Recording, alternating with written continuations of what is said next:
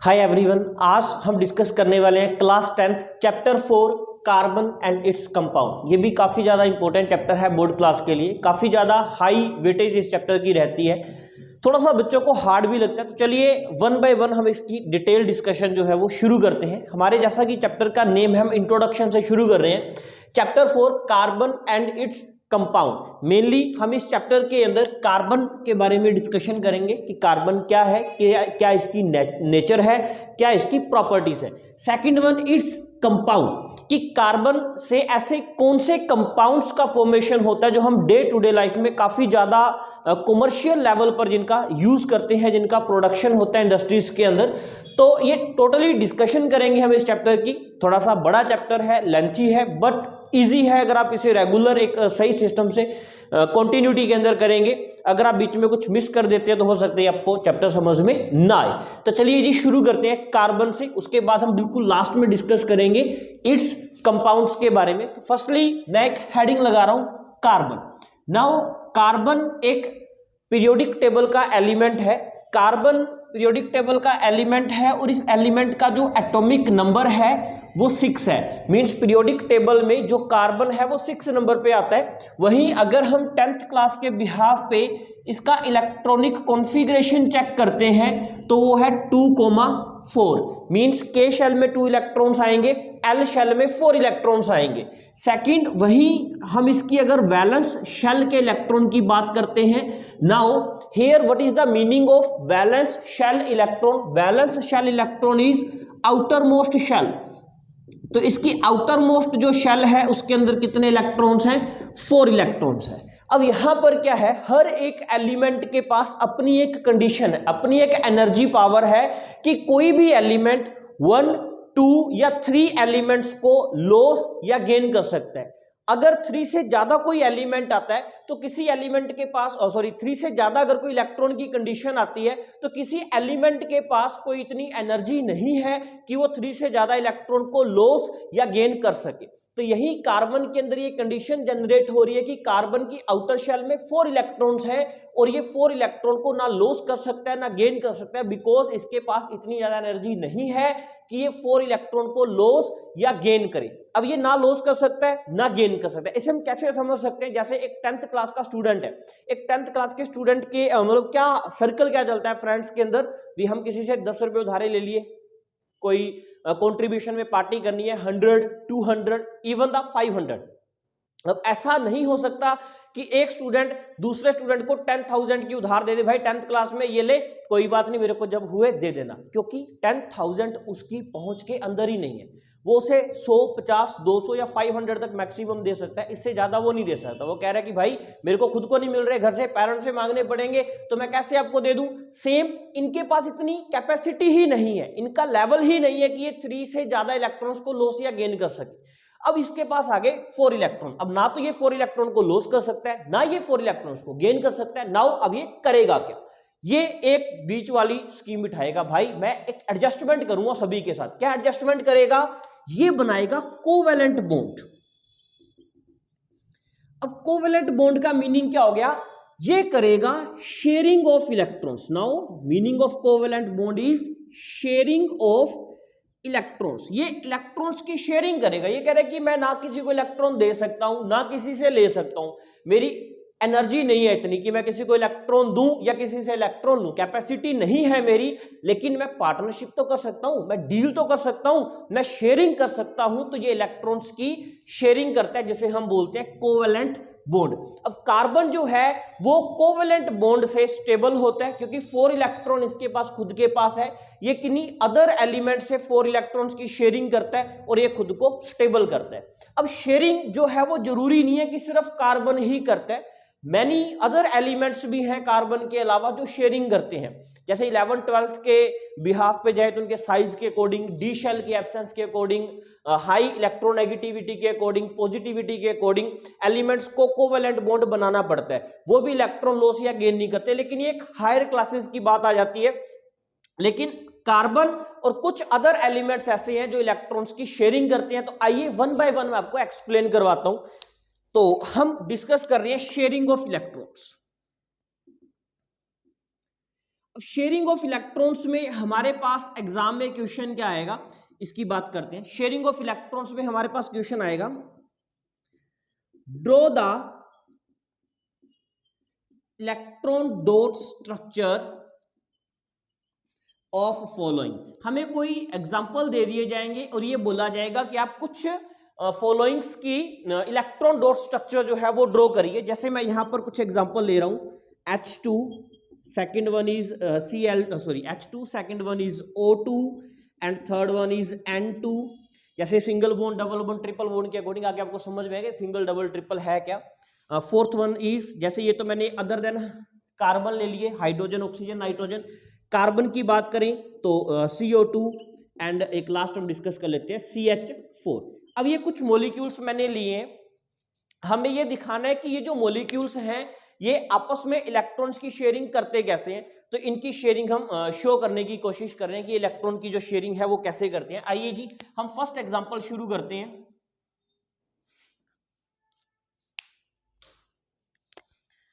First शुरू करते हैं H2 से। अब H2 से बात करें तो यहां पर हमारे पास है हाइड्रोजन। हाइड्रोजन का जो Z है, जो एटॉमिक नंबर है, इसमें जो नंबर ऑफ इलेक्ट्रॉन्स है वो कितने हैं, 1। और ये जो 1 इलेक्ट्रॉन है ये इसकी K शेल में आता है। अब K शेल की मैक्सिमम कैपेसिटी होती है 2 इलेक्ट्रॉन की। अब इसके पास 1 है, K शेल में अगर 2 इलेक्ट्रॉन्स होंगे तो ये अपने आप को स्टेबल कर लेगा। तो हाइड्रोजन के पास 1 इलेक्ट्रॉन है, लेकिन हाइड्रोजन है कितने, 2। एक हाइड्रोजन ये रहा, एक हाइड्रोजन ये रहा। इस हाइड्रोजन की आउटर शेल में कितने इलेक्ट्रॉन है, 1। अगर इसके आउटर शेल में 1 है तो इसकी भी आउटर शेल में कितने होंगे, 1। अब हाइड्रोजन की K शेल में मैक्सिमम इलेक्ट्रॉन की कैपेसिटी 2 इलेक्ट्रॉन्स की है। अगर इस हाइड्रोजन की शेयरिंग से इलेक्ट्रॉन 2 पूरे होते हैं, इसके अगर 2 इलेक्ट्रॉन, 2 मींस ड्यूप्लेट पूरा होता है, तो ये स्टेबल हो जाता है। तो ये हाइड्रोजन इस हाइड्रोजन के इस इलेक्ट्रॉन को शेयर करेगा। अब देखिए रेड सर्कल में 2 इलेक्ट्रॉन होंगे, तो ये हाइड्रोजन एक इलेक्ट्रॉन की शेयरिंग करके अपने आप को स्टेबल कर लेते हैं।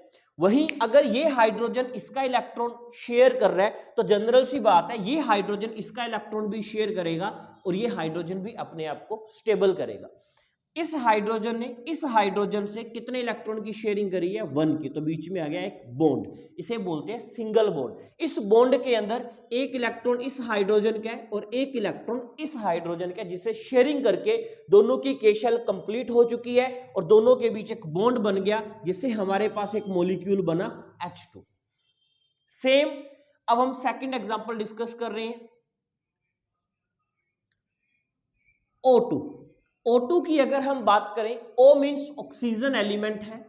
ऑक्सीजन एलिमेंट का जो Z है वो 8 है। इसके अंदर टोटल नंबर ऑफ इलेक्ट्रॉन्स जो है वो 8 है।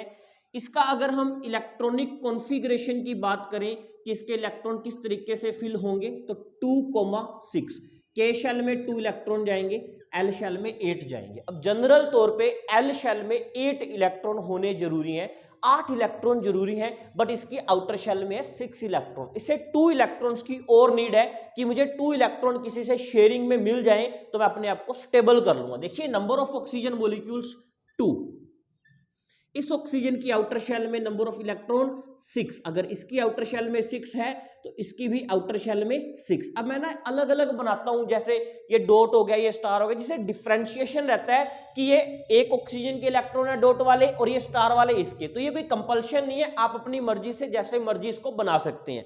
अब देखिए ये वाले ऑक्सीजन के पास 6 है, इसे 2 इलेक्ट्रॉन की नीड है, तो ये 2 इलेक्ट्रॉन इस ऑक्सीजन से उधारे मांगेगा। अब इस सर्कल के अंदर 8 इलेक्ट्रॉन पूरे हो चुके हैं और ये स्टेबल हो चुके हैं। सेम अगर ये ऑक्सीजन इससे 2 इलेक्ट्रॉन्स की शेयरिंग कर रहा है तो ये ऑक्सीजन इससे भी करेगा और इसके सर्कल में भी 8 इलेक्ट्रॉन पूरे हो रहे हैं और ये अपने आप को स्टेबल कर रहा है। अब यहां जो इलेक्ट्रॉन्स की शेयरिंग थी ये 1 इलेक्ट्रॉन की थी, लेकिन यहां जो शेयरिंग हो रही है ये 2 इलेक्ट्रॉन की शेयरिंग हो रही है।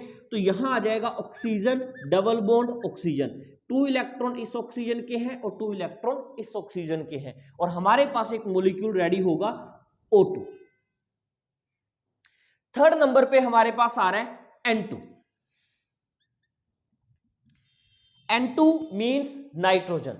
नाइट्रोजन का जो एटॉमिक नंबर है पीरियोडिक टेबल में, नाइट्रोजन की जो पोजीशन है वो 7 नंबर पे आता है। नाइट्रोजन का जो इलेक्ट्रॉनिक कॉन्फ़िगरेशन है कि इसमें जो इलेक्ट्रॉन्स हैं वो कैसे भरे जाएंगे, वो है 2,5। के शेल में 2, एल शेल में 5। अब एल शेल में 8 इलेक्ट्रॉन रिक्वायर्ड है बट इसके पास 5 है, तो इसे 3 इलेक्ट्रॉन्स की नीड है कि मुझे 3 इलेक्ट्रॉन मिले और मैं अपनी एल शेल को कंप्लीट कर दूं। तो ये 3 इलेक्ट्रॉन शेयर करता है। देखिए कितने नाइट्रोजन है, 2 नाइट्रोजन है। इस नाइट्रोजन की आउटर शेल में 5 इलेक्ट्रॉन, तो इसके भी आउटर शेल में 5 इलेक्ट्रॉन। अब ये नाइट्रोजन इससे 3 इलेक्ट्रॉन की क्या करेगा, शेयरिंग। अब देखिए सर्कल में कितने हो गए, 8 इलेक्ट्रॉन्स कंप्लीट है। तो सिमिलरली ये नाइट्रोजन भी इससे 3 इलेक्ट्रॉन की क्या करेगा, शेयरिंग करेगा। तो इसकी आउटर शेल में भी कितने हैं, 8 इलेक्ट्रॉन कंप्लीट है। एक नाइट्रोजन ने दूसरे नाइट्रोजन से कितने कितने इलेक्ट्रॉन की शेयरिंग करी, 3 की शेयरिंग करी। तो ये बन गया ट्रिपल बॉन्ड और हमारे पास जो मॉलिक्यूल रेडी हुआ वो हुआ N2।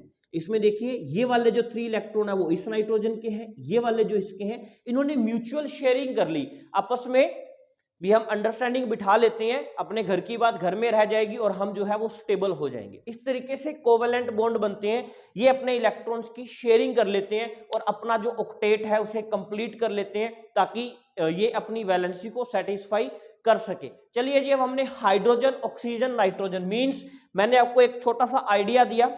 इस आइडिया में हमने सिंगल बॉन्ड देखा कि अगर 1 इलेक्ट्रॉन की शेयरिंग होगी तो सिंगल बॉन्ड बनेगा, अगर 2 इलेक्ट्रॉन की शेयरिंग होगी तो डबल बॉन्ड बनेगा, और अगर 3 इलेक्ट्रॉन की शेयरिंग होगी तो हमारे पास ट्रिपल बॉन्ड का फॉर्मेशन होगा। अब चलते हैं कार्बन और ऑक्सीजन, कार्बन और हाइड्रोजन ये आपस में शेयरिंग जो है वो किस तरीके से करते हैं, इनके बारे में हम कुछ डिस्कशन करते हैं। अब हम देखते हैं कि जो CO2 और CH4 है ये इलेक्ट्रॉन्स की जो शेयरिंग है वो किस तरीके से करते हैं। चलिए यहां पर अब देखिए हमारे पास क्या है, 1 कार्बन मॉलिक्यूल है, 2 मॉलिक्यूल ऑक्सीजन है, 1 कार्बन मॉलिक्यूल है, 4 मॉलिक्यूल ऑफ हाइड्रोजन है। चलिए जी, कार्बन की बात करें तो कार्बन का जो Z है वो 6 है, इसमें जो इलेक्ट्रॉन्स आते हैं वो 4, मतलब इसके आउटर शेल में कितने हैं, 4 इलेक्ट्रॉन्स हैं। ऑक्सीजन की अगर हम बात करें तो इसका जो Z है वो 8 है और इसकी आउटर शेल में जो इलेक्ट्रॉन है वो कितने हैं, 6 है। यहां बात करें कार्बन की आउटर शेल में इलेक्ट्रॉन्स कितने हैं, 4 हैं, और हाइड्रोजन की आउटर शेल में इलेक्ट्रॉन कितने हैं, 1 है। ये हमने पहले भी कर लिया। अब कार्बन देखिए कितने हैं, 1, आउटर शेल में नंबर ऑफ इलेक्ट्रॉन 4, 1 2 3 4। ऑक्सीजन देखिए कितने हैं, 2, 1 2। ईच ऑक्सीजन की आउटर शेल में इलेक्ट्रॉन देखिए कितने हैं, 6, 1 2 3 4 5 6, 1 2 3 4 5 6। अब इसका ऑक्सीजन को स्टेबल होने के लिए 2 इलेक्ट्रॉन की रिक्वायरमेंट है, इस ऑक्सीजन को स्टेबल होने के लिए 2 इलेक्ट्रॉन की रिक्वायरमेंट है। तो ये ऑक्सीजन इस कार्बन के पास जाता है और 2 इलेक्ट्रॉन्स की शेयरिंग कर लेता है। इस ऑक्सीजन में 8 इलेक्ट्रॉन कंप्लीट हो गए। ये ऑक्सीजन वापस कार्बन के पास आता है, शेयरिंग कर लेता है और 8 इलेक्ट्रॉन कंप्लीट हो गए। वहीं अगर ऑक्सीजन कार्बन से इलेक्ट्रॉन लेगा तो कार्बन भी ऑक्सीजन से इलेक्ट्रॉन लेगा, तो कार्बन इस ऑक्सीजन से भी 2 इलेक्ट्रॉन लेगा और इस ऑक्सीजन से भी 2 इलेक्ट्रॉन लेगा और अपना जो ऑक्टेट है वो कंप्लीट करेगा। हुआ क्या, कार्बन ने 2 इलेक्ट्रॉन की शेयरिंग करी इस ऑक्सीजन से, 2 इलेक्ट्रॉन की शेयरिंग करी इस ऑक्सीजन से, जिससे हमारे पास फॉर्मेशन हुआ CO2 मॉलिक्यूल का। सिमिलरली यहां पर नंबर ऑफ कार्बन कितने हैं, 1, कार्बन की आउटर शेल में नंबर ऑफ इलेक्ट्रॉन्स कितने हैं, 4, नंबर ऑफ हाइड्रोजन कितने हैं, 4, 1 2 3 4। ईच हाइड्रोजन की आउटर शेल में इलेक्ट्रॉन कितने हैं, 1। अब हर हाइड्रोजन को 1 इलेक्ट्रॉन की रिक्वायरमेंट है ताकि वो अपनी वैलेंसी को सेटिस्फाई कर सके। तो फर्स्टली हम सारे हाइड्रोजन की जो आउटर शेल है उसे कंप्लीट करेंगे। तो इस सर्कल में हर हाइड्रोजन में 2 इलेक्ट्रॉन्स हो रहे हैं, मींस उसकी के शेल के 2 इलेक्ट्रॉन भरे जा रहे हैं। हर हाइड्रोजन ने कार्बन के 1 इलेक्ट्रॉन से शेयरिंग कर ली। वहीं अब कार्बन को जब नीड होगी तो कार्बन भी हर हाइड्रोजन से 1 इलेक्ट्रॉन की शेयरिंग करेगा और अपना जो ऑक्टेट है वो कंप्लीट करेगा। ब्लैक सर्कल में 8 इलेक्ट्रॉन पूरे हो रहे हैं। जैसे कार्बन ने इस हाइड्रोजन से 1 इलेक्ट्रॉन की शेयरिंग करी, कार्बन ने इस हाइड्रोजन से 1 इलेक्ट्रॉन की शेयरिंग करी, इस हाइड्रोजन से 1 इलेक्ट्रॉन की शेयरिंग करी और इस हाइड्रोजन से। तो देखा जाए तो कार्बन के पास देखिए 2 4 6 8 8 इलेक्ट्रॉन कंप्लीट हो चुके हैं और ईच हाइड्रोजन की बात करें तो हर हाइड्रोजन के पास देखिए 2 इलेक्ट्रॉन्स हैं, जिससे हाइड्रोजन भी अपनी वैलेंसी को सेटिस्फाई कर रहा है, कार्बन भी अपनी वैलेंसी को सेटिस्फाई कर रहा है। तो ये फर्स्टली जैसे ही हम कार्बन चैप्टर डिस्कस करते हैं तो उसमें इलेक्ट्रॉन डॉट स्ट्रक्चर आपको आता है, एग्जाम में भी ये क्वेश्चन मैनी टाइम्स पूछा गया है। तो अगर हमसे कोई इलेक्ट्रॉन डॉट स्ट्रक्चर के बारे में पूछे, हमें पूछे कि कैसे ड्रॉ होंगी, आपको ड्रॉ करके दिखानी है, तो आप इस तरीके से जो इलेक्ट्रॉन डॉट स्ट्रक्चर है उसे ड्रॉ कर सकते हैं। चलिए जी, अब हम चलते हैं नेक्स्ट टॉपिक की तरफ। हमने अभी तक कार्बन चैप्टर में इंट्रोडक्शन कर लिया कार्बन के बारे में। कार्बन ना इलेक्ट्रॉन किसी को दे सकता है ना किसी से ले सकता है, ये सिर्फ इलेक्ट्रॉन्स की शेयरिंग करता है। शेयरिंग के बाद कार्बन कोवेलेंट बॉन्ड किस तरीके से बनाता है हमने डिस्कस कर लिया, ये इलेक्ट्रॉन्स की शेयरिंग करके अपने ऑक्टेट को कंप्लीट करता है। उसके बाद मेन बात है कि हम कार्बन चैप्टर को इतना डिटेल में डिस्कस क्यों कर रहे हैं। सबसे पहला रीजन है कार्बन की जो नेचर है ना वो वर्सेटाइल है, बहुत ज्यादा अबंडेंस है। कार्बन एयर में भी है, कार्बन कोयले में भी है, कार्बन पोल्यूशन में भी है, कार्बन फूड में भी है, इसकी प्रेजेंस बहुत ज्यादा है। कार्बन डायमंड में भी है, कार्बन ग्रेफाइट में भी है। प्रेजेंस के कारण हम कार्बन डिस्कस करते हैं। सेकंड, कार्बन अपनी खुद की लॉन्ग चेन का फॉर्मेशन करता है, जिसे हम एक वर्ड देते हैं कैटिनेशन। क्वेश्चन ये आता है कि कार्बन की एक यूनिक प्रॉपर्टी है क्या, तो कार्बन की एक यूनिक प्रॉपर्टी ये है कि कार्बन की जो नेचर है वो कैटिनेशन है। नाउ कैटिनेशन का मीनिंग ही अपने आप में हो गया एक यूनिक प्रॉपर्टी। कार्बन की यूनिक प्रॉपर्टी क्यों है? कार्बन एक ऐसा मॉलिक्यूल है जो खुद अपने ही कार्बन के साथ सेल्फ लिंकिंग बॉन्ड बनाता है। मतलब कार्बन खुद अपने ही कार्बन से कंबाइन होके एक लॉन्ग चेन बना सकता है, ब्रांच बना सकता है, रिंग बना सकता है, कुछ भी, कोई भी मॉलिक्यूल का फॉर्मेशन कर सकता है। इसीलिए इसे बोलते हैं कैटिनेशन या unique nature of carbon. Catenation का मीनिंग क्या हो गया? Carbon can form self linking bond. Carbon self linking bond बनाता है, खुद कार्बन अपने ही कार्बन से बॉन्ड बनाता है। Carbon can form self linking bond with other carbons in the form of, कौन सी फॉर्म में बनाएगा? In the form of long chain, branched, ring, जो भी प्रॉपर्टी बन रही हो, एक लॉन्ग चेन बन रही है, ब्रांच बन रहा है, कोई रिंग स्ट्रक्चर बन रही है, हर एक टाइप की कार्बन खुद अपने ही कार्बन से जुड़ के स्ट्रक्चर बनाता है, इसलिए इसे बोलते हैं कैटिनेशन। किस तरीके से? फॉर एग्जांपल देखिए, एक कार्बन अपने ही कार्बन से कंबाइन हो रहा है, एक कार्बन अपने ही कार्बन से कंबाइन होके कुछ ब्रांचेस निकाल रहा है अपनी और मॉलिक्यूल का फॉर्मेशन कर रहा है। एक कार्बन अपने ही कार्बन से कंबाइन होके एक साइक्लिक स्ट्रक्चर का फॉर्मेशन कर रहा है, वो चाहे 4 कार्बन की बने, चाहे 5 कार्बन की बने, चाहे 3 कार्बन की बने, और इवन दा चाहे 6 कार्बन की बने, 7 कार्बन की बने। तो ये जो प्रॉपर्टी है ये कार्बन को अपने आप में यूनिक बनाती है कि कार्बन अपने ही कार्बन से जुड़ के ओपन स्ट्रक्चर बना सकता है, साइक्लिक स्ट्रक्चर बना सकता है और ब्रांच्ड स्ट्रक्चर बना सकता है। This property of carbon is called catenation. ये अपने फाइनल एग्जाम के लिए अपने आप में काफी ज्यादा इंपॉर्टेंट मानी जाती है। नेक्स्ट शुरू करते हैं, डिस्कस करते हैं हम एक और कार्बन की डिफरेंट प्रॉपर्टी। हमने कार्बन का इंट्रोडक्शन कर लिया, कार्बन कोवेलेंट का बॉन्ड का कोवेलेंट बॉन्ड का फॉर्मेशन कैसे करता है ये हमने डिस्कस कर लिया। अब हम देखते हैं नेक्स्ट एलोट्रोप्स ऑफ कार्बन। ये भी अपने आप में काफी ज्यादा इंपॉर्टेंट प्रॉपर्टी है, इंपॉर्टेंट कंटेंट माना जाता है। एलोट्रोप्स का मीनिंग क्या हो गया?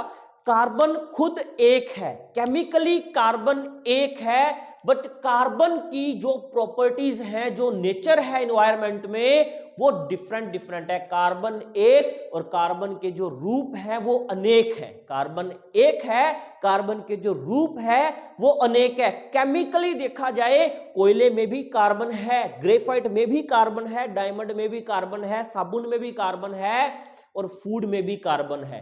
ये केमिकली है कि वो कार्बन से मिले हैं, लेकिन केमिकली कार्बन की अरेंजमेंट इस तरीके से हो गई, कोयले की वैल्यू अलग है, डायमंड की वैल्यू अलग है, ग्रेफाइट की वैल्यू अलग है और फूड की वैल्यू अलग है, एयर की वैल्यू अलग है।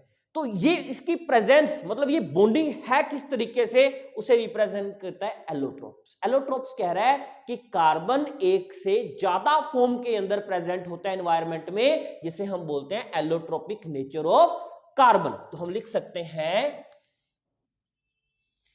Carbon is present in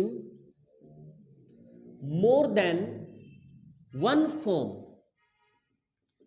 in the environment, एक से ज्यादा फॉर्म के अंदर प्रेजेंट होता है एनवायरनमेंट में, जिसे हम एलोट्रोपिक नेचर या एलोट्रोपिक प्रॉपर्टी बोलते हैं कार्बन की।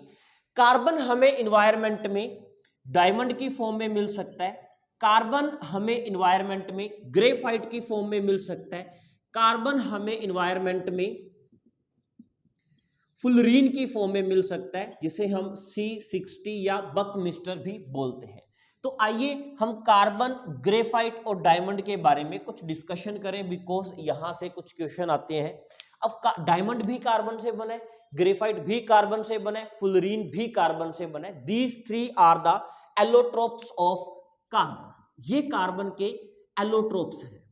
First is diamond, second is graphite and third one is fullerene. तो डायमंड की प्रॉपर्टीज क्या है, ग्रेफाइट की प्रॉपर्टीज क्या है, फुलरीन की प्रॉपर्टीज क्या है, मेनली हम डिस्कस करेंगे डायमंड और ग्रेफाइट। फुलरीन का कोई ज्यादा नहीं, बुक में 1 लाइन दे रखी है, आप इसे देख लोगे तो आपको समझ में आ जाएगा। मेनली डायमंड और ग्रेफाइट की बात करते हैं। ये क्यों बात करते हैं, बिकॉज कार्बन की जो एक नेचर है, कार्बन जो है वो केमिकली नॉन मेटल है, और हमारे दिमाग में ये सेव है कि जो नॉन मेटल है वो इलेक्ट्रिसिटी के पुअर कंडक्टर होते हैं। नॉन मेटल कभी भी इलेक्ट्रिसिटी कंडक्ट नहीं करते क्योंकि उनके पास फ्री इलेक्ट्रॉन नहीं होते, बट जो मेटल है उनके पास फ्री इलेक्ट्रॉन है, वो इलेक्ट्रिसिटी कंडक्ट करते हैं। लेकिन नॉन मेटल में graphite is the good conductor of electricity, but diamond is the poor conductor of electricity. अब ग्रेफाइट और डायमंड के अंदर ऐसा कौन सा डिफरेंस है जिससे डायमंड इलेक्ट्रिसिटी का पुअर कंडक्टर है और ग्रेफाइट इलेक्ट्रिसिटी का गुड कंडक्टर है? इस डिफरेंस के बारे में हम बात करेंगे। आइए जी वन बाय वन हम शुरू करते हैं। फर्स्टली अगर हम डायमंड की बात करें, डायमंड में क्या है, डायमंड की जो शेप है वो है जी टेट्राहेड्रल। ग्रेफाइट की जो शेप है वो है हेक्सागोनल। अब इसकी शेप होगी टेट्राहेड्रल, इसकी जो शेप है वो हो गई हेक्सागोनल। नाउ हियर अब टेट्राहेड्रल का और हेक्सागोनल का मीनिंग क्या है? टेट्राहेड्रल शेप जो है वो क्या रिप्रेजेंट कर रही है, हेक्सागोनल शेप जो है वो क्या रिप्रेजेंट कर रही है? अब शेप जो टेट्राहेड्रल शेप है इसमें क्या है, 1 कार्बन